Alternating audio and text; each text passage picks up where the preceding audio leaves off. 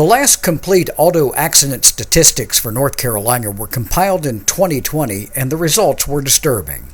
1,658 people were killed on North Carolina highways that year, which was a 12.8% increase from the year before. The stats also revealed there were 105,382 people injured on our roadways in the state that year.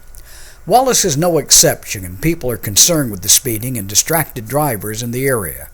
Mayor Jason Wells says the town leaders are very aware of the problem and working to make local roads safer. Anytime you have an area such as Main Street where you have pedestrians, we just were discussing earlier, kids on bikes, things of that nature, obviously we want to maintain a nice, slow, safe speed limit.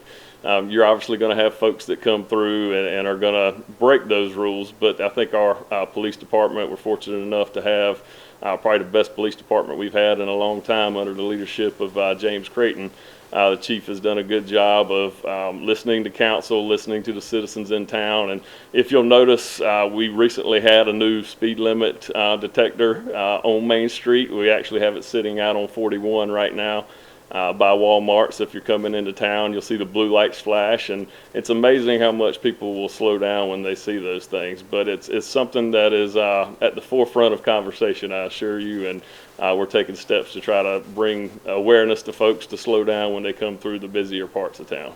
When the Wallace Channel spoke with Wallace Police Chief James Crayton about the issue, he said a combination of reduced speed limits on major roads coming into town, plus the use of a high-tech sign, are helping alert drivers to slow down. We used to get a lot of complaints for speed coming into Wallace from the east.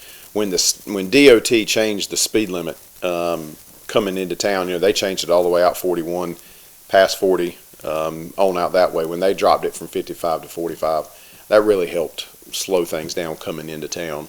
You got to imagine, when you're coming into 10 City, it's a busy area, and you're going from 55 to 35, instantly. And by the time you're at the 35 zone, it's already time to be going that slow. So they backed that up, and we're glad that they did. So we saw a reduction there. Of course, we still get complaints here on Main Street.